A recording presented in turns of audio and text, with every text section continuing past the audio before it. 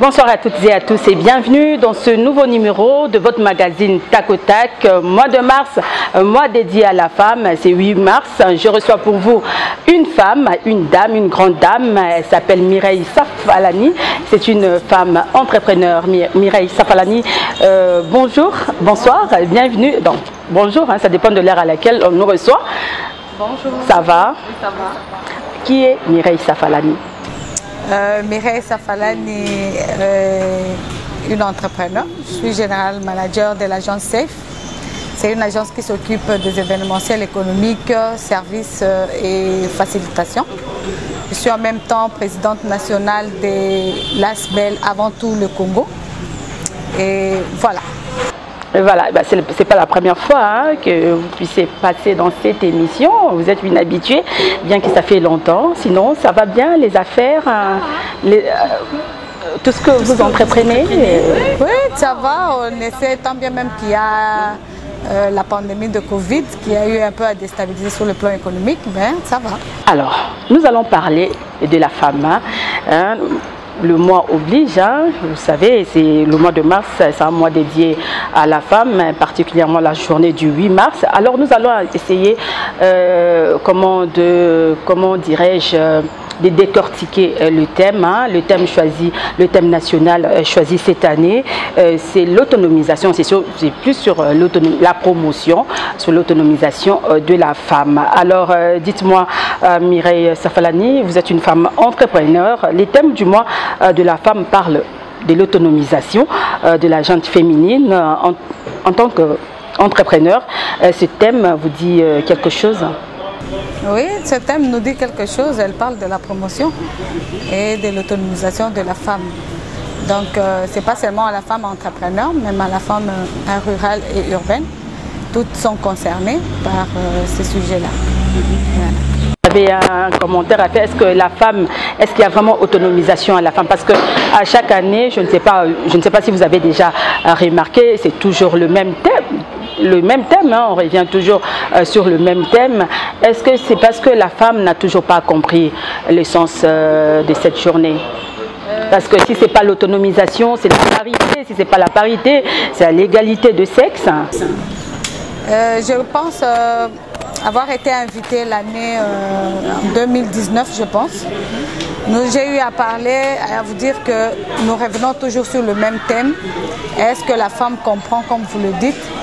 Je dirais que ce n'est pas toutes les femmes qui comprennent ça. Nous avons ces femmes rurales qui ne parlent pas le français, qui parlent nos langues nationales. Est-ce que ces femmes, on va vers elles pour expliquer qu'est-ce que c'est l'autonomisation, l'égalité de sexe, la parité, etc. Je dirais que le message au niveau de la base, qui est cette femme rurale-là, n'est pas bien transmis. Elle s'autonomise de sa façon, de sa manière, parce que la femme est au milieu de la vie. C'est elle qui tient la famille, qui tient la santé de la famille, qui est au centre, je peux dire, de l'évolution de la vie sociale et économique. Alors qu'est-ce qu'il faut faire pour autonomiser cette femme, pour que la femme soit autonome selon vous? Pour essayer d'autonomiser la femme, il y a beaucoup de facteurs, de paramètres. Donc il faudrait voir du côté du gouvernement et du côté de la femme. La femme rurale, elle, nous allons prendre sur le plan agriculture, elle s'autonomise déjà parce que le sujet parle aussi du changement climatique. Parce qu'elle est là, elle cultive, elle plante, elle récolte et elle essaye d'aller en boucle. Mais il y a un peu de difficultés d'obtention de financement. Donc quand on parle de l'autonomisation, c'est essayer d'être libre, indépendante. Est-ce que cette femme rurale, elle est comme ça? La femme urbaine, je pourrais dire peut-être quelques-unes. Mais pour être libre et indépendante, il faut travailler, n'est-ce pas? Il faut travailler, il faut avoir un appui financier aussi. Et il faut avoir vraiment du temps pour faire du bon boulot. Et est-ce qu'on peut savoir qu'est-ce qu'on comprend par autonomisation? Qu'est-ce que cela signifie, l'autonomisation? pour ces femmes qui ne comprennent pas, peut-être les femmes rurales, l'autonomisation, c'est quoi? Bien, on français, à chaque fois, l'autonomisation, je suis une femme autonome, je suis une femme indépendante. Et qu'est-ce que cela signifie? Une femme battante? Tu vois, même sur les réseaux sociaux maintenant, il y a plusieurs femmes qui se disent, non, je suis une femme battante, je suis une femme autonome, je suis une femme indépendante. Qu'est-ce que cela signifie? C'est quoi une femme battante? C'est quoi une femme autonome? Autonome, vous venez de le dire, il faut être indépendante, battante, forte, avoir la confiance en soi, dire que ce qu'un homme peut faire, moi aussi je peux le faire. S'il fait le chant, je pourrais faire aussi le chant. Donc, dès que vous commencez quelque chose, vous allez avec jusqu'à la fin. Là, on appelle la femme battante. Elle est autonome, elle est indépendante. Donc, être autonome, c'est être indépendante en fait. Oui. L'indépendance ne veut pas dire la liberté. C'est deux choses différentes. Donc, on est indépendante de faire ce que vous voulez faire. C'est un peu comme l'indépendance financière. C'est ça, pour être indépendante, pour ne pas dépendre aux hommes, il faut travailler. Les femmes à la maison, on est indépendante, on fait le travail, on se lève le matin, on sait qu'on doit tenir les tâches ménagères. Il n'y a personne qui te pousse pour faire ça. Et dès que tu commences la lessive, tu es obligé d'arriver à la fin. Il faut que Bilamba était là. Mais on ne considère pas trop les femmes qui font du ménage, le ménage à la maison, c'est pas un travail, tout ça. Il y a ces hommes qui disent même que non, les femmes doivent aller travailler donc dans des entreprises, tout ça, ou bien entreprendre quelque chose, puisque vous êtes une femme entrepreneur. On ne considère pas ces femmes des ménages, les femmes qui restent à la maison pour prendre soin des enfants, de la maison. Je dirais que ça dépend d'un homme à un autre. Il y a de ceux-là qui ne veulent pas que leurs femmes... On doit prendre en compte aussi les travaux ménagers. Ça? On doit prendre en compte les travaux ménagers. Le travail. Tenir un foyer, c'est pas facile. Hein? Le matin, vous devez vous lever. Sauf qu'elles ne sont pas rémunérées. C'est peut-être ça le problème. Elles ne sont pas rémunérées, oui, peut-être. Mais c'est comme ça, c'est inné. C'est dans la femme, surtout avec la culture africaine. Ça dépend. Donc, c'est quelque chose qu'on apprend déjà à la femme. C'est un travail que tu fais en bénévole. Vous êtes obligé d'être là pour votre mari, pour votre foyer, pour vos enfants, suivre de près ce qu'ils font et avancer, préparer. Vous êtes même obligé de tenir un champ. Si vous avez un champ, elle doit partir encore au champ. Si elle doit travailler, elle doit partir au travail. Donc, c'est un peu ça. La femme ménagère, il faut tenir en compte de ce travail-là. Mais maintenant, sur le plan socio-économique, voilà pourquoi on est en train de parler de la femme émancipée, de l'autonomisation, de l'égalité de sexe. Donc, il veut dire qu'il y a de ces hommes-là qui font aussi, qui aident leurs épouses à faire des tâches ménagères. Donc, la femme aussi, quand elle va au travail, elle ne doit pas se mettre dans la peau d'une faible, d'une personne qu'on doit favoriser, mais elle doit se mettre dans la peau d'une battante, parce que c'est la bataille, c'est l'égalité de sexe, c'est ce que l'homme fait. Donc ça n'a rien à voir avec du favoritisme, mais il y a ces hommes qui pensent que non, les femmes sont un peu favorisées, pourquoi toute une journée, c'est que les femmes elles sont un peu faibles, tout ça.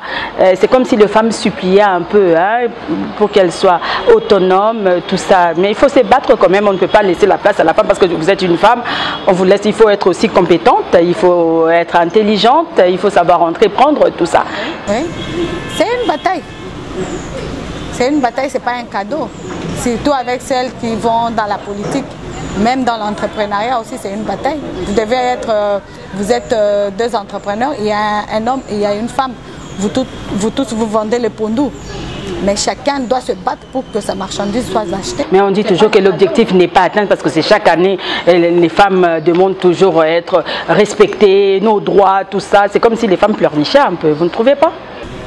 Voilà pourquoi en amour, les femmes sont en train de se sensibiliser pour essayer un peu de transmettre le message correctement. Les femmes doivent prouver de quoi elles sont capables. Hein? Oui, prouver de quoi on est capable, prouver parler aux autres femmes que ce n'est pas un cadeau qu'on nous fait. Donc c'est quelque chose que nous devons arracher. Par exemple, aujourd'hui, coup de chapeau au chef de l'État qui nous a sorti de 10% à 27%. C'est déjà quelque chose de bon. Et maintenant, nous devons arriver sur le 50-50. Le 50-50, c'est pas facile. 50-50, c'est pas facile. La Bible elle-même, elle a dit quand une femme s'élève, tout bouge. Il y a Esther qui s'est levée, le roi l'a promis la moitié de son royaume, qui veut dire 50-50. Donc, si nous voulons atteindre se 50, on doit se battre, on doit prouver de quoi nous sommes capables. Mais il y a de ces femmes qui disent qu'elles sont battantes, indépendantes, mais qui se réfugient toujours derrière les hommes. Hein, devant, aux yeux du monde, elles se disent, moi je suis une femme battante, mais c'est toujours les hommes. Et surtout les femmes entrepreneurs, on dit de vous que pour réussir, vous êtes toujours soutenues par des hommes. Peut-on dire que le combat de la femme sont les hommes et vous à l'échec? Non. C'est tous les femmes entrepreneurs, vous qui êtes entrepreneur. Pas voir l'échec parce que nous allons de pair. La parité, c'est pas à dire que faire un front contre les hommes nous accompagnent. Donc je peux être battante. J'ai mon monsieur qui est... Mais c'est toujours les hommes qui financent, c'est toujours les hommes, c'est toujours les hommes. Oui, ça vient de là. Il y a les femmes entrepreneurs dont le fond de départ viennent de leur mari. Et la femme ne peut pas se débrouiller toute seule aussi? Prouver de quoi elle est capable? Oui, elle peut se débrouiller. On a toutes sortes de catégories de femmes. Il y a les femmes entrepreneurs qui sont mariées, il y a les femmes entrepreneurs qui sont célibataires. Mais on dit toujours qu'il y a des hommes derrière. Il y a toujours des hommes derrière parce que ce sont nos partenaires, nous allons ensemble. Nous ne sommes pas des ennemis et nous sommes toujours avec eux, on vit avec eux, ils nous accompagnent. C'est comme on dit toujours, derrière aussi un grand homme, il y a toujours une grande dame. Et derrière donc on a toujours besoin des hommes, on a toujours besoin des hommes, les hommes sont nos partenaires. Exactement. Mais nous avons même des hommes qui, comment je peux dire, bénévoles qui peuvent nous aider, ce sont nos enfants, nos enfants garçons que nous avons à la maison. Ils sont là aussi, ils peuvent aussi t'orienter, maman ne fait pas ça, fais ça, ainsi de suite. Donc la femme a besoin toujours d'un homme à ses côtés pour émerger, pour être encadrée. Non, il faut faire comprendre à toutes ces femmes-là que les hommes ne sont pas nos adversaires en fait, hein, parce qu'il y a ces femmes qui font de bras de fer avec les hommes. Pour elles, les hommes sont comme des adversaires, même dans le foyer. Sur le plan professionnel, là peut-être, mais pas dans le cadre familial. Mais sur le plan professionnel... Il y a un peu cette confusion-là, hein, parce que les gens, il y a ces femmes qui confondent, pas toutes les femmes, il y a ces femmes qui confondent, non, la journée de la femme, c'est une journée où elle doit rester à la maison, elle ne fait rien, c'est l'homme qui doit faire à manger, c'est l'homme qui doit cuisiner, tout ça, tout ça. Ça va d'une compréhension à une autre. Voilà pourquoi il faut beaucoup parler. Il faut une grande sensibilisation. Il n'y a que la femme urbaine qui comprend les langues internationales, le français, l'anglais, mais la femme rurale là. Mais c'est pas seulement la femme rurale, ce sont plus les femmes urbaines, ce sont plus les femmes qui travaillent, les femmes avocates, vous les femmes entrepreneurs, c'est vous les femmes là qui travaillez, qui faites de bras de fer avec les hommes, même dans le foyer. Vous dites que non, aujourd'hui c'est notre journée, je ne fais rien, je vais rester à la maison, c'est l'homme qui doit tout faire. Il y a cette confusion. Ils ont mal aperçu le 8 mars. Le 8 mars ne veut pas dire que je reste à la maison, l'homme doit tout faire. S'il veut, il peut le faire. Il le fera chaque jour, s'il le veut. Mais ce n'est pas à dire que je prends le 8 mars, qui veut dire je reste à la maison, c'est l'homme qui doit tout faire à ma place, tout ça. Mais si lui le propose... Ouais, la femme est toujours en train de lutter hein, pour ce droit. C'est chaque jour, elle ne baisse pas le bras. Même en Europe aussi, partout. Est-ce qu'on peut dire ici en RDC qu'il y a des avancées par rapport à cette journée? Est-ce que la femme, elle est vraiment représentée dans la politique, dans les entreprises, tout ça? La femme, elle est représentée, mais pas dans des prises de décision. Voilà pourquoi aujourd'hui on a quitté de 10 juste à 27% grâce au chef de l'État, Félix Antoine Tshisekedi. Et si nous arrivons à 50, à nous maintenant femmes, le pourcentage qui reste pour atteindre 50, où devrons-nous trouver ces femmes-là? Donc on doit encore retravailler sur la femme, transmettre le message, communiquer, parler, sensibiliser la femme que malgré que je suis dans la politique, je peux être militante, mais je dois me battre pour être dans des postes de décision. Non, on constate que les femmes sont plus utilisées voilà, dans des partis politiques. Aujourd'hui, on va vous donner des exemples. Les hommes viennent pour que les femmes votent. Mais quand il y a des lois par rapport à la femme, ces mêmes hommes-là refusent de voter les lois. Voilà pourquoi aujourd'hui, les femmes sont en train de se mobiliser. Femmes doivent voter. Femmes Donc on doit faire un effort pour qu'on y Femmes doivent voter femmes. Là, voilà. C'est un peu compliqué. Il semble que on y arrivera. Les femmes ne s'acceptent pas entre elles. Elles ne se supportent pas. Nous sommes dans cette... Avec ces attitudes-là, est-ce qu'elles peuvent faire quelque chose? Est-ce qu'elles peuvent avancer? Il faut y croire, il faut transmettre le message dans toutes les langues pour que toutes ces femmes-là comprennent de quoi il s'agit. Aujourd'hui, nous avons 500 députés. On a combien de femmes députées? Le pourcentage est encore très faible. C'est nous qui votons en majorité ces hommes-là. Alors, essayons aussi... La femme représente 52% de la population. Voilà. Essayons aussi cette fois-ci de voter les femmes. Quelle que soit son obédience, dès qu'il y a une femme... Et là, vous vous adressez aux femmes. Voilà. Adressez-vous, regardez la caméra. Parce que les femmes ne s'acceptent pas. Hein? Pourquoi les femmes, il y a toujours cette guéguerre entre femmes. Oh, on a Rondi Mayotte, pourtant c'est une femme. On ne se soutient pas à tout ça. C'est compliqué, c'est pourquoi les hommes un peu se jouent de nous. C'est inné en nous, cette petite jalousie-là. Je vois Madame Nicole est bien maquillée. Moi, non. Allez, je ne vote pas à cause de ça. Alors, mais on ne pourra pas avancer avec ces genres d'attitudes. S'atteler sur ça. Voilà pourquoi il y a des sensibilisations, de mouvements, coup de chapeau à la dynamique des femmes fortes qui est en train de se mobiliser pour essayer de sensibiliser la femme qu'aux prochaines élections, il faut que la participation de la femme soit vraiment massive en faveur d'une femme. Ah non, la femme ne vote que pour l'homme. Hein. Les femmes avec les hommes. Êtes-vous sûr qu'on y arrivera? 27% de représentativité. Maintenant, dans l'Assemblée, on est en train de se battre sur le 500. On est au moins 100 et à la ou CENI, 250 il y a des femmes. Oui, comme ça, la femme, dès qu'elle est là, elle peut voter les lois par rapport à elle. Mais les femmes ne s'expriment pas trop, elles ne parlent pas trop, elles sont un peu réservées. Hein? Bon, je ne sais pas si c'est dû à quoi. Même à l'Assemblée nationale, il y a juste quelques femmes qui se manifestent, mais les femmes ne parlent pas trop. Vous êtes une exception, hein, parce qu'à chaque fois que je vous invite, vous êtes toujours prête, vous acceptez de parler, mais la plupart des femmes que j'invite, pour avoir une femme, c'est toujours compliqué. La femme ne veut pas parler. Nakoya, elles ne viennent pas, elles passent pas. C'est plus les hommes. Même dans des débats, vous suivez la télévision, nos chaînes nationales, des débats, il y a toujours des hommes. Parité. Mais c'est dû à quoi en fait? Pour dire que on sous-estime et nous avons cette peur en nous-mêmes.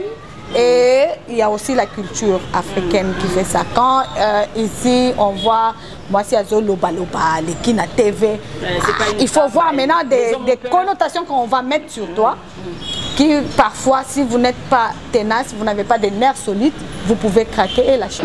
Parce qu'à chaque fois qu'on insulte une femme, quand une femme sort de son silence, elle parle et s'exprime, et directement on commence à l'insulter, surtout point faible, et puis nous les femmes, nous ne supportons pas ça.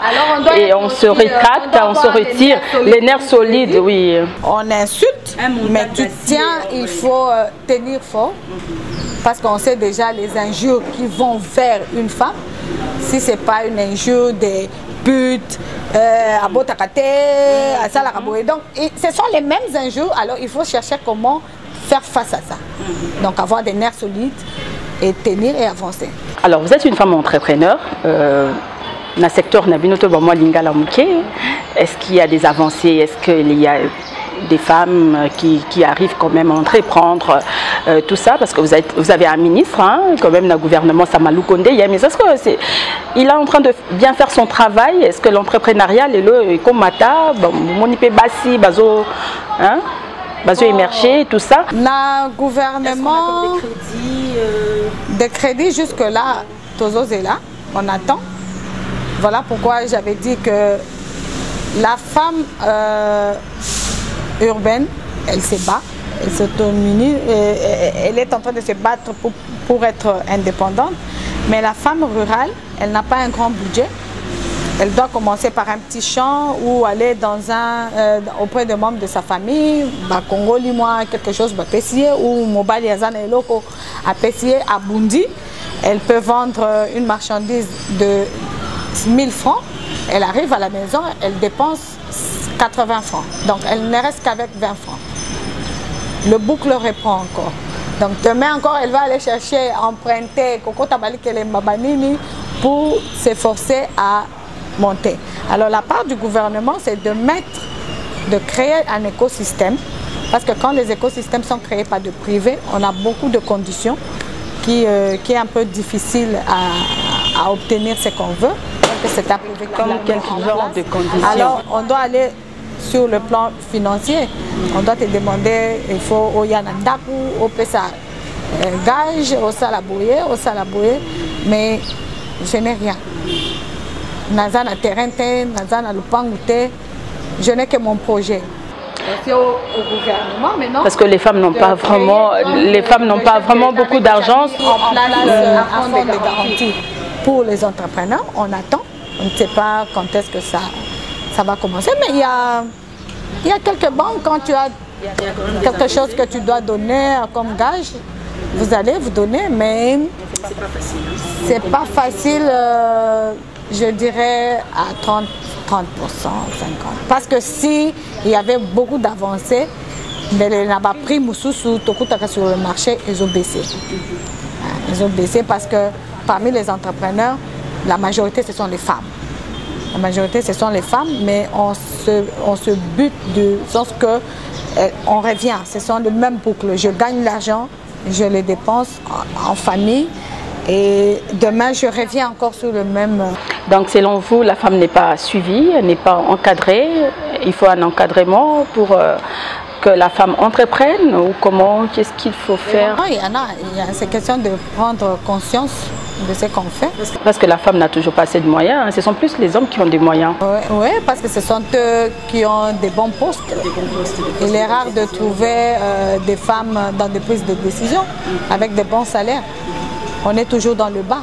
Voilà pourquoi on doit se mobiliser, se battre, avoir beaucoup plus de femmes dans l'Assemblée qui voteront nos lois. Voilà.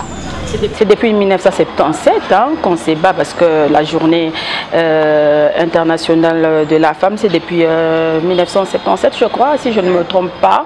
Et depuis tout ce temps, jusque ça fait 77, c'est 44 ans, 45 ans. Oui. 45 vraiment, mais il n'y a toujours pas, on ne sent toujours pas la femme ici, en Afrique surtout, en Europe c'est vrai, on est en train de lutter pour l'égalité de salaire, tout ça, mais chez nous en Afrique on ne sent toujours pas la femme elle est toujours derrière, c'est vrai, elle peut se dire indépendante, je suis une femme autonome, mais quelque part c'est toujours les hommes, tout ça. Mais qu'est-ce qu'il faut faire pour que ça change, pour que la situation change, pour que ça s'améliore, pour que la femme soit vraiment indépendante, parce que la femme, même dans des universités, dans les entreprises, tout ça, il y a toujours des conditions. Une femme peut être belle et puis intelligente, mais on ne verra pas ses compétences, comment sa beauté intellectuelle, c'est plus sa beauté physique. Et la femme, elle est exposée chaque jour, tout est conditionné, comme vous venez parler de conditions. Là, d'ailleurs, je vous ai posé la question de savoir quel genre de conditions.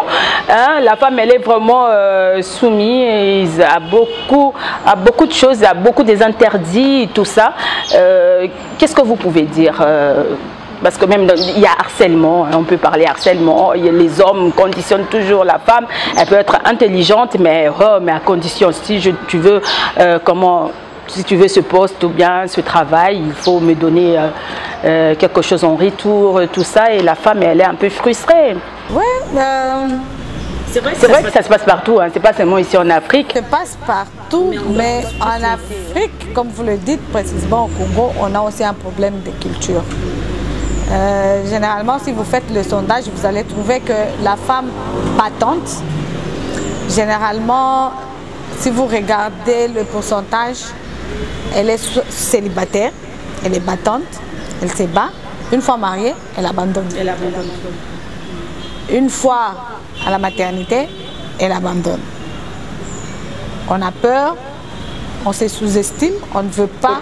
On a peur aussi de rester célibataire, des ondits aussi, parce qu'une femme battante et une femme imposante. Intelligente, comme vous l'avez dit, là, on ne va pas voir son intelligence intellectuelle, mais on voit son apparence physique qui est conditionnée. Nous voyons dans les réseaux sociaux. Il y a un jour, j'ai vu dans les réseaux sociaux, il y avait une femme qu'on a montrée nue. Elle est allée demander faire un test, je pense, d'obtention de travail. Le test était, il fallait qu'elle se déshabille, il fallait... Avec d'autres personnes, quand il voit comme ça, il accepte de rester à la maison. Et quand vous l'appelez, il dit bon. Et quand il faut sensibiliser, il faut sensibiliser aussi l'homme, hein, parce que c'est l'homme. Parce que nous sommes partenaires, il faut sensibiliser les deux, surtout d'abord à la femme, de comprendre qui elle est, aller vers elle. De connaître sa valeur, son identité. Le système qui est, on les appelle eux vers nous, mais nous n'allons pas vers elles. Donc cette fois-ci, il faut changer peut-être de stratégie, descendre sur terrain, comme je l'avais dit la fois passée, commencer à sensibiliser cette femme-là qui reste au foyer, cette femme-là qui est au niveau rural. Non, nous avons aussi des associations, des partis politiques. C'est pas, la charge ne doit pas revenir toujours au gouvernement, même en famille. Au Botiban, commence dès le bas âge. Que moi, sinon, mobile, vous en dengue moko. Nous naissons tous égaux. Hein. Tangi classe ingénieur, yopo tanga classe ingénieur, ainsi de suite. Il ne faut pas limiter la femme, parce que la femme se sent toujours limitée. Ça ne fait pas conscience. En tout cas, sur les 52%, on aura 30% des femmes qui seront dans des postes de décision comme en Afrique du Sud, au Rwanda.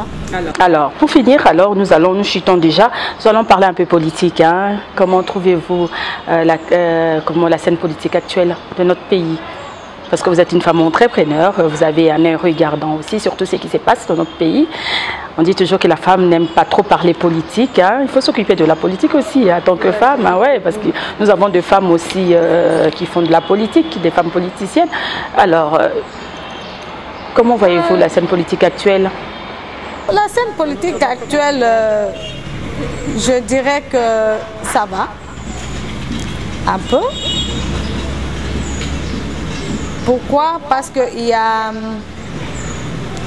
les donneurs des leçons qui ne veulent pas laisser les autres travailler, qui veulent toujours s'aimer des zizanis. Yo ozala ki wana lobby, osala ki angote. Moninga na yo aye, ole otika ya sala, obandi bakroka en jambe. Mais en gros, on est là. On va, tout le monde attend les élections en 2023. Est-ce qu'il y aura des élections en 2023? Parce qu'on parle déjà de changement, il faut réviser la Constitution, il y a tellement de propositions. Vous suivez quand même l'actualité? Je suis sûre qu'il y aura des élections. Ouais. Vous êtes sûr qu'il y aura des élections? Alors la femme, c'est aussi la propriété. Hein? La femme, elle est toujours comme là, vous êtes coquette, là, propre. Et comment trouvez-vous Kin Bopeto? Ouf! Kin Bopeto, est-ce que la femme peut contribuer? Nous avons vu, on a invité, le gouverneur Gentili Ngobila a invité une femme, hein, une artiste ivoirienne, Doxy Yao. Comment avez-vous trouvé cette façon de faire par rapport à la sensibilisation à la campagne Kin Bopeto? Je n'ai pas tellement suivi son arrivée, ni ce qu'elle a eu à faire avec le gouverneur de la place. Elle est venue sensibiliser, en fait on l'a invitée avec son mari, grand-père, les quinois, kin propre à être propre. Donc bino moko koki ko ça été par étranger mais sensibiliser bino parce que bozo comme ça qui na ngo peut les femmes sont là mais bon je dirais c'est un peu humiliant pour nous. On ne peut pas appeler un étranger pour venir nous sensibiliser parce que dès les bas âges, batang sarabiso, oniki, basani, maya salite wana, luka place au boaka.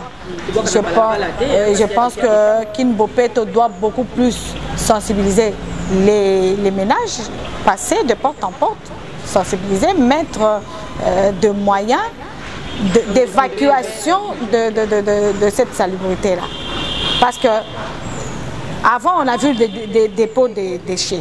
Un était juste au niveau de Camp le Fungula là-bas. Mais tant qu'on dit, Kin Bopeto est kozouate, la faute revient à qui? Il y a mon corps. Mais en amont aussi, il faut sensibiliser ma famille, Bassi, surtout au Bateka Kalabandela, que ça marché pirate wana Bassi, la terrassette, Luka poubelle au tiers. Mais non, tu as mairie il y a Kin Bopeto, il faut pas être expéditif, passer, prendre, mettre dans de grandes poubelles, les camions, et même en côté Manoukou, et qu'il y a la tri. Voilà. Et dans les tri là, donc ils peuvent encore, ils font le tri, et ça, les déchets biologiques, ils peuvent vendre ça aux fermiers, donner aux mamans. Mais s'il faut évaluer Kinbopeto, c'est un échec ou une réussite selon vous? Quand vous voyez la ville de Kinshasa? Pour moi, en tout cas, il n'y a que Gombe que je vois qui rayonne. Mais on a lancé, aussi Gombe Bopeto. Hein? C'est comme si Gombe n'était pas à Kinshasa. On a lancé, le gouverneur de la ville, Gentini Ngobila, a lancé Gombe Bopeto. Gombe Bopeto. Mais Gombe déjà Bopeto, il faut plutôt, comment, dans nos cités... Tchangou plutôt, et les autres districts. Parce que Gombe est déjà propre. Je dirais juste mes encouragements à son Excellence, Monsieur le Gouverneur, qu'il essaie un peu de multiplier les stratégies et d'impliquer les femmes, surtout les sensibilisations avec les chefs de quartier, les bourgmestres, tout consort. Même dans la terrasse, ce n'est pas seulement qu'une bopette pour la banzela. Aujourd'hui, Moutaroko, qui est la terrasse, vous prenez une bière. Mais allez voir les installations hygiéniques, ils sont comment pour la femme. Au côté qu'on a 2 fois, 3e fois, tu es à la clinique avec. Donc il faut que Batakin Bopeto les cas sanctionner Batou que non aux à terrasse, tenancier à terrasse, ils font à la propre tout ça, sinon tu paies des amendes. Et puis il y a des gens aussi qui ruinent par-ci par-là dehors, des hommes surtout. Il faut aussi les sensibiliser que non bon quand tu appelles la caisse à l'État, au subi na balabala bakangio, au sali amende ndenge zalaka. Moi je dirais que ce qui comment dictature il faut les là. Afrique il faut qu'il y ait la dictature. La liberté en tout cas Kinshasa pour moi, comment dictature il faut les là. Donc on voit qu'il salité, tu payes des amendes. Ma terrasse, bazo, contrôler ma toilette et sa propreté, tu payes des amendes. Et quand il commence à payer des amendes, il va veiller à ce que place n'est pas la propre. Alors, un mot de la fin, nous sommes arrivés à la fin de cette émission, Madame Mireille Safalani, mais vous ne nous avez toujours pas dit, je parlais du social, de Congolais, le panier de la ménagère de la femme congolaise, est toujours vide. Hein? Donc, Biloko Ezomata, la femme ne se retrouve pas, Nandaku, dans le foyer, tout ça. La gestion de fatigue quand même, le social, le peuple d'abord. Comment vous trouvez, hein, pour finir, et puis après vous allez, comment dire, votre mot de la fin. Il n'a que 2 ans. Donc il faut tout tirer les temps. Tant les atteints. Parce que une année, 2022, 2023, élection, 2021, on des fois ça là, à convaincre. À reconvaincre un peu à Koleka. À reconvaincre un peu à Koleka. Pour avoir fait quoi? Fatih vous a convaincu? Oui, Fatih m'a convaincu. Et tout va mieux, il y a l'eau, il y a l'électricité, parce qu'on a toujours du mal à trouver de l'électricité.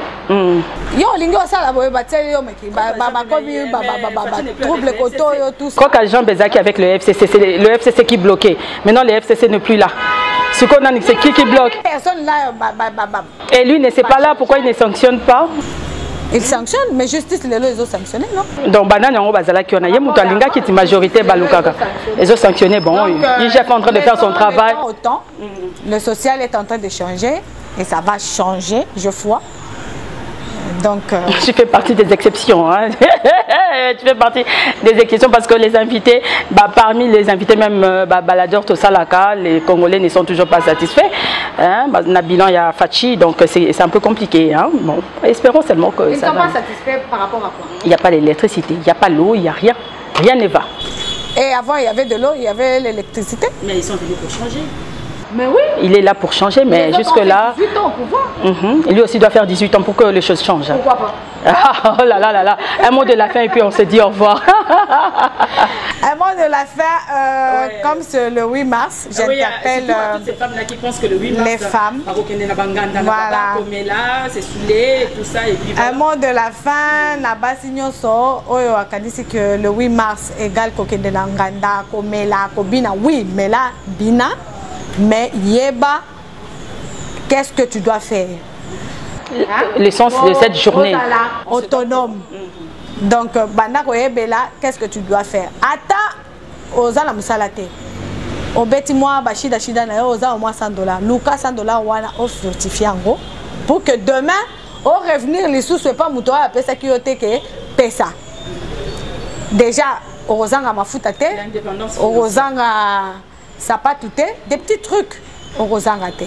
Et sur le plan politique, j'interpelle maintenant la femme que tout le monde, maman bossa makasi, maman bazale et belé dans l'assemblée. Donc ce qui moi aussi à se pointer, quel que soit. Pourquoi pas moi aussi président de la République, peut-on voter à moi aussi. Peut-être que les choses ont changé. Moi aussi à l'écart. Mais pas le peu par contre Colombisa. Tu peux si par pouvoir mingi, par contre si goyo bisala sala. Chef de l'État est moi loba qui après il faut moi aussi à l'écart. Parce que quand la femme est là, elle agit avec son cœur. Mais mon bali na mutu, yé motema. Donc ce qu'elle ligne à ça la mutu mabe, motema na ende il faut ils ont. Donc donnons aussi la chance à la femme. Hein? Voilà. Donnons la chance à la femme cette fois-ci. Sur 500 députés, bah maman faut comme attendre 250. 50-50. 50-50. C'est aux amouqués 170. Alors c'est un peu ça. Oh, merci beaucoup, merci Madame Mireille Safalani, et ça sera tout. En tout cas, merci de répondre à notre invitation. Hein. Continuez avec votre lutte. Hein. En passant, je voulais signaler que l'agence SAFE organise une marche de santé qui est 100% femmes. Ça sera le 26 mars. Alors, bientôt là, on va lancer nos affiches et l'itinéraire aussi. Nous appelons les femmes. Olingue Obina. Vous allez à yote ya kosala moi marche, moi remise à santé, bien-être nayo. Oya le 26 et ils n'ont qu'à nous appeler pour payer le billet parce que le billet on le vend à $20. Torozalawana to sali moi marche, to comme un point de chute pour les femmes entrepreneurs. Elles vont présenter leurs produits et services. Les femmes entrepreneurs économiques ainsi que les entrepreneurs sociaux qui sont les ONG, ils vont aussi présenter leurs activités. Et ainsi que 2 ou 3 sponsors qui vont nous accompagner aussi. Ils vont être là, ils vont présenter. Ça sera tout. Merci. Je rappelle que j'avais reçu pour vous ce soir Madame Mireille Safalani. C'est une femme entrepreneur, hein, vous avez compris. Cette émission est terminée. Et merci à vous de l'avoir suivi. Et merci à l'équipe technique. Au revoir et à la prochaine.